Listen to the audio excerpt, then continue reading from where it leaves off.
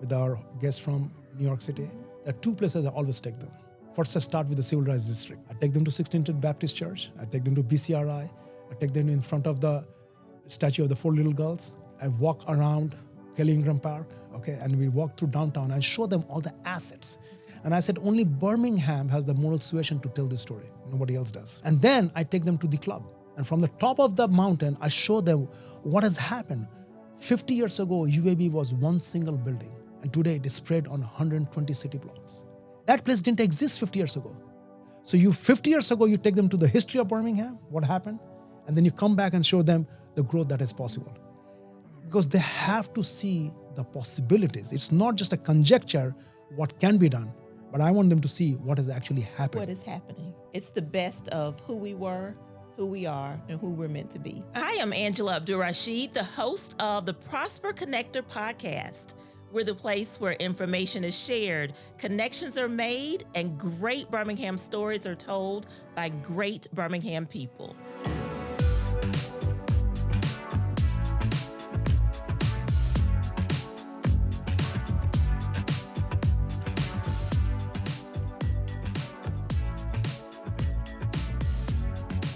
Today, we have an amazing guest with us, Sanjay Singh. Good morning. Good morning. Thank you so much for joining us. So we're going to talk stuff, but we're going to talk important stuff first. Something I know both of us have in common, food. Oh, wow. Yeah.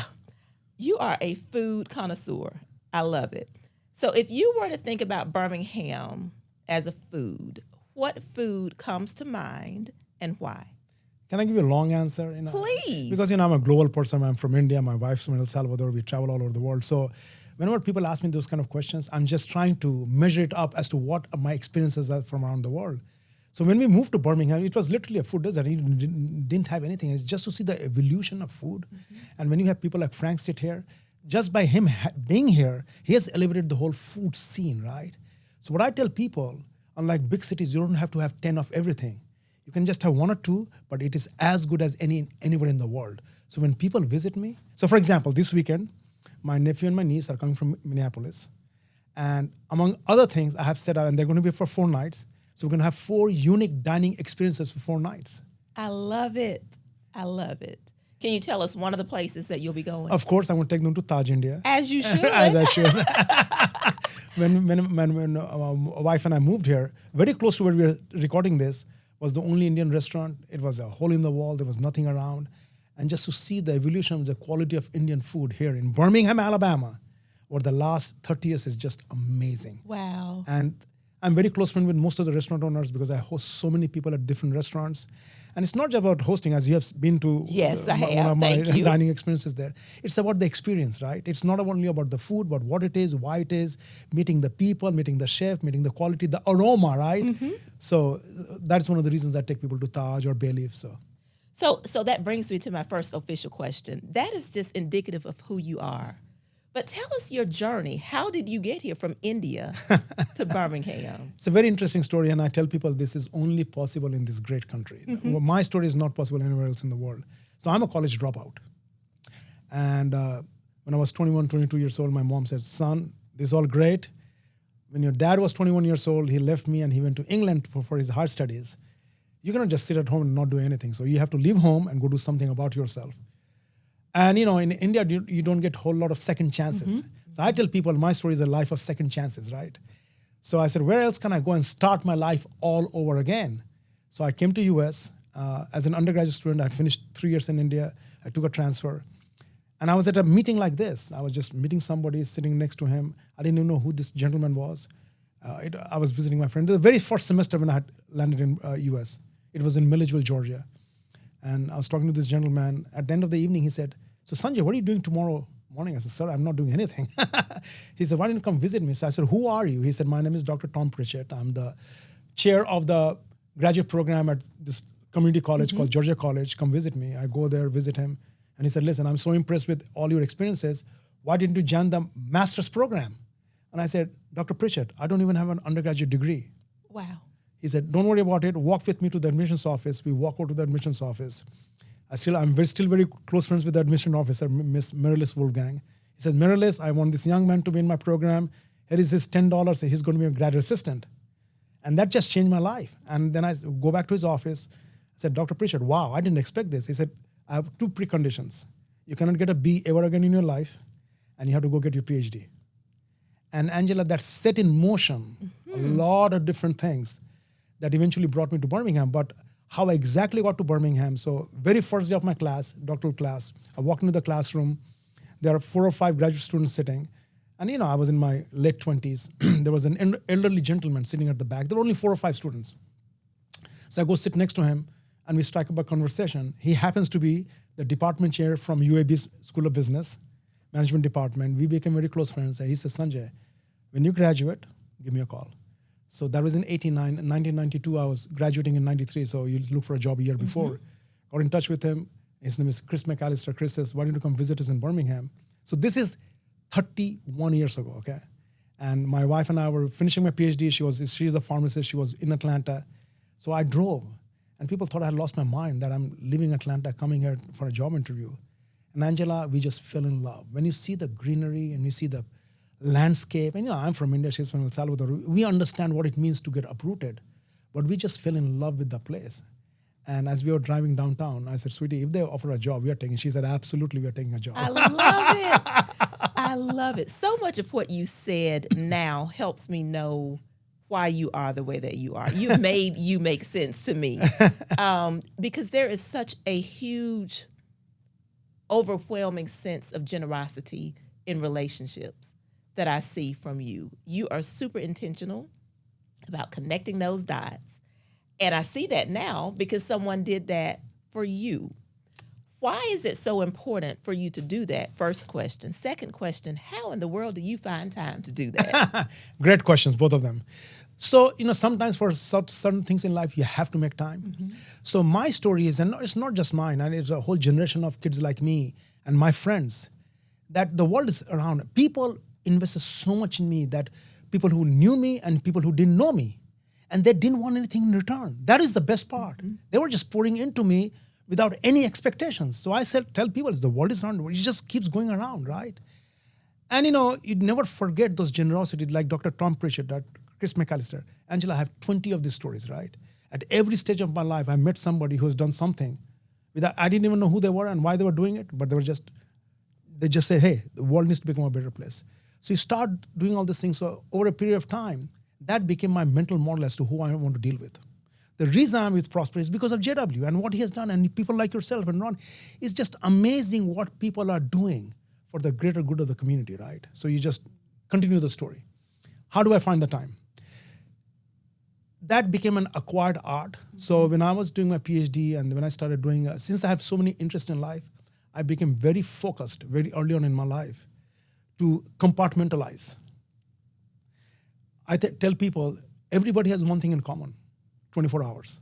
Absolutely. And what you do with your 24 hours is totally up to you. Now, you cannot do everything. So in order to do the things that I really want to do, I have to give up a lot of other things in life, right? I don't play golf. But you connect like people who play golf. Right. Yes. So I make time. And the other thing I do is I always surround myself with people who are good in following up, right? So because if you're going to multiply yourself, you have to invest in other relationships, and you just add value to them at the right point in life. Because nobody wants to keep meeting with you if you're not adding value to them. So I pick my bets. I pick what is of interest to me and what is of interest to the community. And I just compartmentalize those things, and I stay at it. I just don't give up. And that's the key, not giving up. So we talked a little bit about personal. Let's go into business and we'll come back to personal. Who are you and what all have you done? For those that don't know Sanjay Singh, I know you from Pack Health and, of course, being introduced to you through Prosper. But I know you've done so much professionally in the community and also with philanthropy in the community. Give us a little bit about what you've done, and then let's talk about your deep contributions to this city that we know and love. So again, I don't talk about all those things. That's why people don't know about it. So again, the same story. So I start teaching at UAB. So I come to UAB, I start teaching there. And the reason I came to UAB is because I myself did an MBA program that was evening-only MBA program.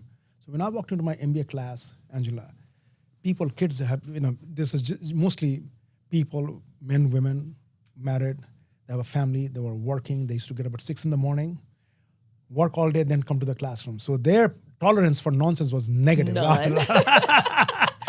So when I was finishing my PhD, I said, where can I go and teach in a similar cohort of students? And when I came to UAB, I realized it was an evening-only MBA program. That means people who were walking to my classroom, they were all working throughout the day.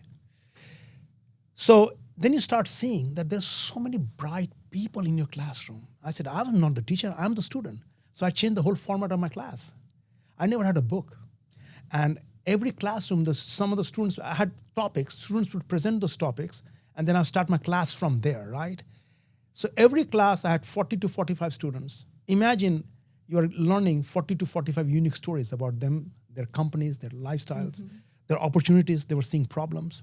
Long story short, one of my classes was a required class, MBA 611. That means any student who did any MBA program at UAB, and we had a lot of engineering students, a lot of medical students, a lot of nursing students, a lot of health profession students, they all had to take my class. So all of a sudden, my network became very wide. And within that, I met 4 amazing young entrepreneurs in my classroom. One of them was my colleague, and 3 of them were my students. Long story short, each one of them were going after very complex problems. And they needed somebody like me who was not involved in the day-to-day, but who was working on the edges, introducing to them the right people in the community, introducing the right banker, right lawyers, right philanthropists, right contracts. Next thing you know, 4 companies from my MBA 611 classroom, they got acquired or backed by 4 large Fortune 500 publicly traded companies. One in medical device, which was Stryker, bought it.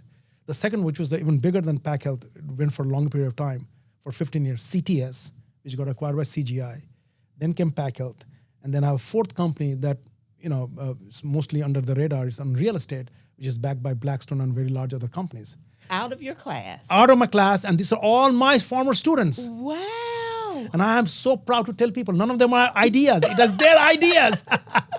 But it's still that connection. That connection. The connection. And within that, the other part of the story is, which I tell to people at UAB, this was all done unintentionally. Can you imagine what will happen if we do intentionally? If you're intentional. And that is what is driving me in the second part of my journey, that if all this could happen to me by accident, what can we do together if we get behind it? And part of that is philanthropy. So as my wife and Dora and I started thinking about how can we contribute in a different way personally. So, both of us are first generation immigrants, and what has made us different is education. Without education, we wouldn't be here. So we decided we're going to focus all our philanthropic activity around education. And we centered that at UAB, and now we are connected. That's how JW and I got connected when he was at Birmingham, right? How can we support what are you doing? So that support never stops, right? So we are focused exclusively on education, because once you're educated, you can do a lot of things. Absolutely. Absolutely. So what's next? What's next for Sanjay? And then what would you like to see next for Prosper? Because you are very much involved, and we're grateful for that. And for Birmingham. So, Angela, I get a lot of opportunities to speak in front of different people behind closed doors, people who want all these changes. And I said, what can we do to create 20, 50 stories like me?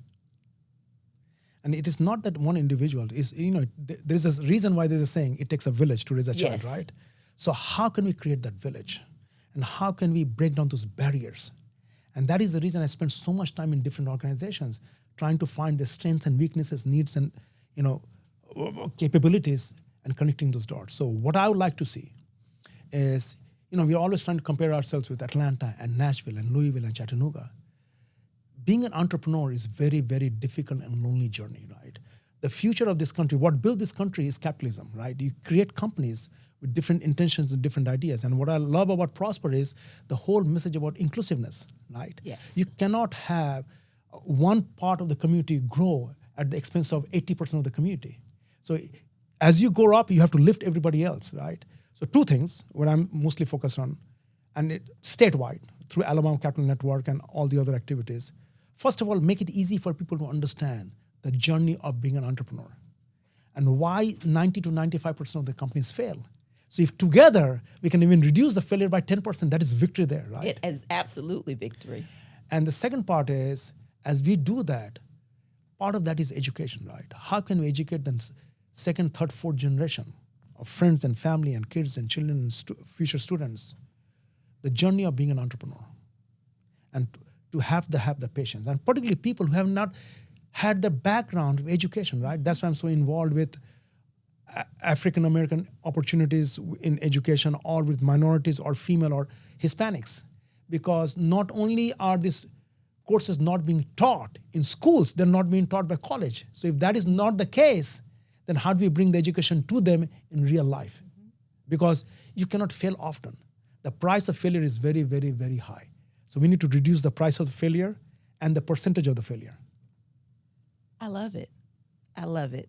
So one last question, and I want you to think about Prosper started 2021. You were involved before I even knew Prosper existed. Birmingham, you've been here how long? Since 93. Goodness, for a very long time. What is your vision? What would you like to see for us as a collective community over the next 10 years? So what I tell people is, when I came, there were very few people like me in Birmingham, right? And I like to give facts and numbers, and I'll just keep my answer to one particular group that I know. So when I came to UAB, and since I'm from India, so I said, hey, how many other Indian Americans are here? There were less than 10 or 15 or 20. Now we have over 2,000 students, scholars, faculty, physicians, other people around that, right?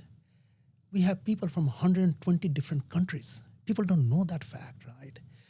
One of the reasons I got so involved, I would be called by all these very successful CEOs and executives and business people and various mayors. He says, Sanjay, what can we do to make our city more attractive? There's young children that have migrated out, come back in.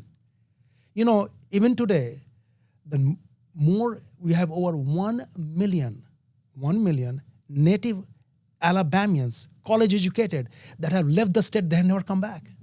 We are living in a knowledge-based society. The next fortune, the next gold mines is based on knowledge. So the question at a very large macro level, if we are going to be a knowledge-based economy, what does it mean? And what opportunities do we create for these people to stay back, these kids? And particularly our people who have not had the chance to participate in the success of the greater community as a whole, not only in Alabama, in the country, right? So we have to create a fertile ground. Young men and women, irrespective of their race, decide to stay back in Birmingham and create great paying jobs. I tell all my friends, 100% of zero is zero. You don't create jobs. Without economic independence, there is no independence. So that is my goal. How do we, first of all, give them the tools to create the knowledge-based jobs, like what Ronnie is doing here? And then, how do we make them economically independent? Well, thank you for your part in doing that and for helping to tell the story. I think your voice, your vision, your history and experience with the city, your journey that you shared with us today are reasons for people to stay. So thank you for doing your part and for continuing to make the most amazing connections. Thank you, Angela. One more question you had asked me. I want to answer that. I forgot it. Whatever it is, answer it. So you said, where would you take people when they come to Birmingham? Yes, please go. Just like what I did this past week with our guests from New York City, what I'm going to do with nephew and nieces. There are two places I always take them. First, I start with the Civil Rights District. Absolutely. I take them to 16th Baptist Church. I take them to BCRI. I take them in front of the statue of the four little girls. I walk around Kelly Ingram Park, okay, and we walk through downtown and show them all the assets. And I said, only Birmingham has the moral suasion to tell this story. Nobody else does, right? And it's just a revelation to them. And then I take them to the club. And from the top of the mountain, I show them what has happened. 50 years ago, UAB was one single building. And today it is spread on 120 city blocks. I said, this is what is possible if the intentions are right from day one. And when the community works together, that place didn't exist 50 years ago. So 50 years ago, you take them to the history of Birmingham, what happened, and then you come back and show them the growth that is possible. Because they have to see the possibilities. It's not just a conjecture what can be done, but I want them to see what has actually happened. What is happening. It's the best of who we were, who we are, and who we're meant to be. And we are comfortable talking about this and discussing it. We have to be. Yes. It's us. It's us. It's us. Well, thank you for being an It's Us ambassador. and telling the story so well to so many people. We're so glad to have you. Thank you. Thanks to you. Thanks to Prosper. Thanks to JW. Thanks to the Prosper board. Thanks to the greater Prosper community and the family of uplifting these stories. Without us being intentional, the stories will be completely lost. With us and us, it will never be lost. Thank you. Thank you, Sanjay. So glad to have you.